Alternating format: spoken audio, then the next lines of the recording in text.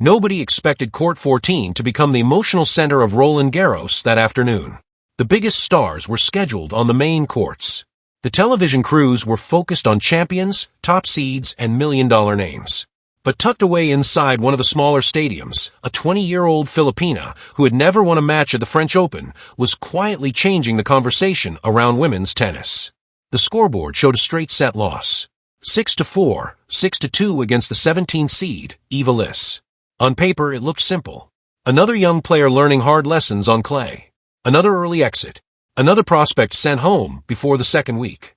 But inside the French Tennis Federation's private viewing box, tournament officials were not reacting to the score. They were reacting to the atmosphere. The president of French tennis sat watching a crowd behave in a way Roland Garros rarely sees for a first-round player. Philippine flags filled the stands. Fans were standing between points. Entire sections were chanting Laban Alex with the energy of a soccer stadium instead of a tennis court. Some supporters had traveled from London, Rome, Madrid, and even Manila just to watch one match. Others were overseas workers living in France who said they had never before seen someone from their country command this level of global attention on a tennis court. And then something happened that caught the attention of tournament leadership. Even after Ella fell behind, the crowd became louder. Usually, French Open fans appreciate artistry, patience, and tradition. This was different. This was emotion. Every rally Alex Ella extended drew applause. Every break point created tension. Every sprint to the baseline pulled people deeper into the match. The president of French tennis later admitted privately that he stopped watching the score midway through the second set because he realized something bigger was happening. He saw a player creating connection. That matters more than many people understand. Tennis has spent years searching for the next generation capable of carrying the sport after the Serena Williams, Roger Federer, Rafael Nadal, and Novak Djokovic era. Ratings have fluctuated. Attendance remains strong, but younger audiences consume sports differently now. They follow personalities, emotion, and stories as much as trophies. And suddenly here comes Alex Ella, a player without a Grand Slam title, without a top 10 ranking, without endorsement dominance, yet somehow pulling thousands of fans into total emotional investment. French officials noticed something else. The demographic around Ella's matches looked different. Families were showing up. Young girls were painting Philippine flags on their cheeks. Older fans who normally followed only established stars stayed through entire qualifying sessions just to watch her practice. Stadium workers reportedly asked tournament organizers why Court 14 suddenly sounded louder than some featured arenas. Because people were not just watching tennis anymore. They were watching belief. Ella's rise has not followed the traditional superstar formula. She was not marketed as a teenage phenom from age 14. She did not arrive with the hype machine built around players from larger tennis nations. She came through the Rafa Nadal Academy system, grinding through ITF events, challenger tournaments, and lower-tier circuits where cameras are limited and crowds are small. For years, she developed quietly while bigger names dominated headlines. Then 2026 changed everything. Her semifinal run in Auckland introduced her to a wider audience. Her breakthrough performances in Madrid and Rome proved she could survive physically on clay. Her ranking climbed into the top 40. But rankings alone do not explain what is happening around her now. Plenty of players enter the top 40 without causing this kind of reaction. What French tennis executives saw was something harder to manufacture: authenticity.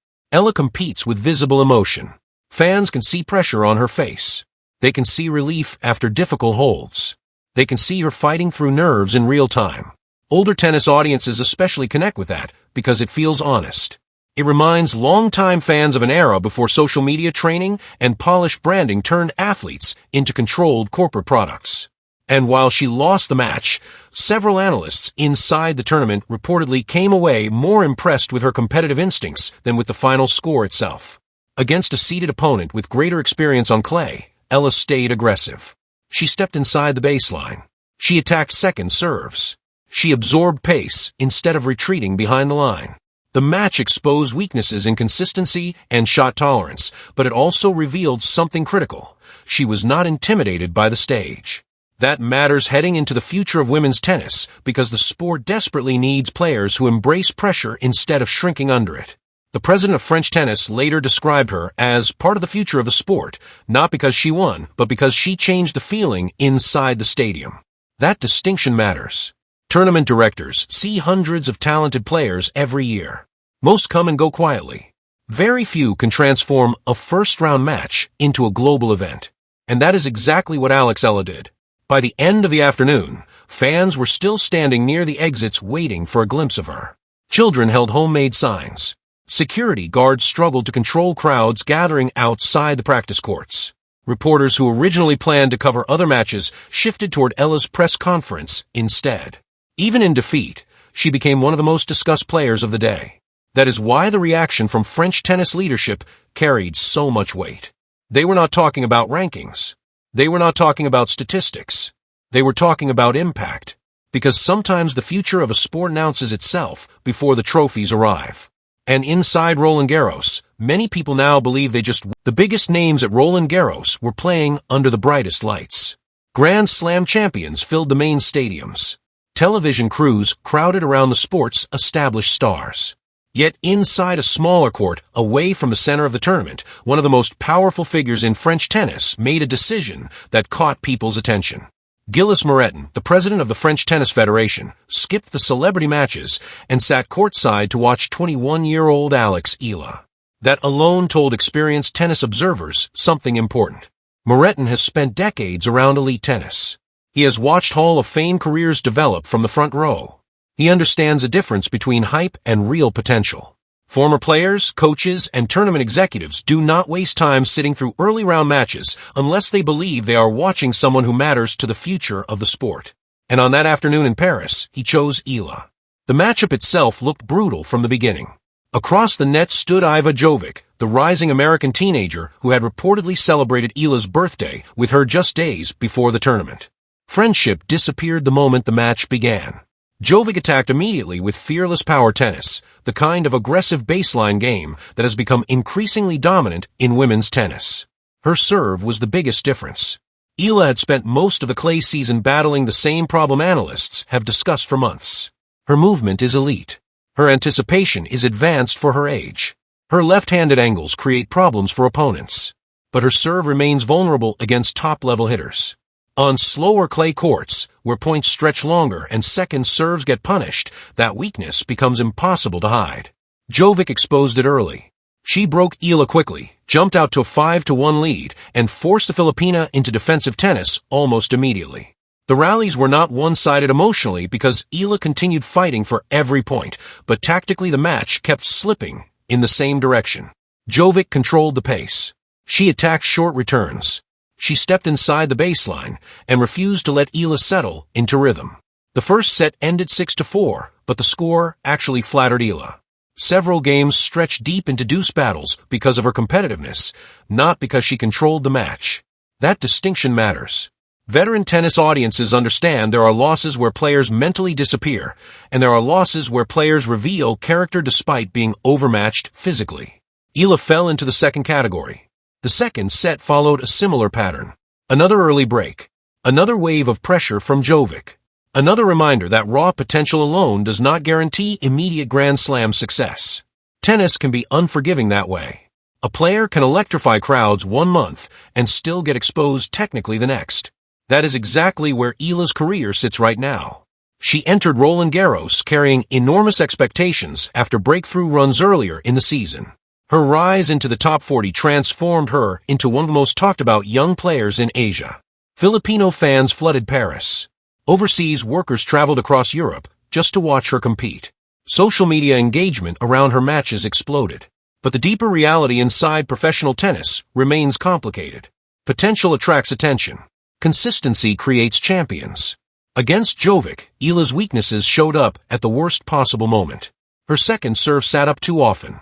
Her first serve percentage dipped under pressure. Short balls landed inside the strike zone of an aggressive opponent who thrives on attacking early. At the highest level of women's tennis, those details decide matches quickly. And yet something fascinating happened after the final point. The scoreline said 6-4, 6-2. Her singles tournament was over. Another early exit at Roland Garros. But fans stayed in their seats applauding long after the handshake. That reaction mattered more than many people realized. Crowds do not respond that way to ordinary first-round losers. They respond that way to players who create emotional investment. That is what French tennis officials were watching. Not just forehands and backhands. Not just rankings and statistics. They were watching influence. They were watching how thousands of fans reacted every time Ila sprinted for a ball or clenched her fist after winning a difficult rally.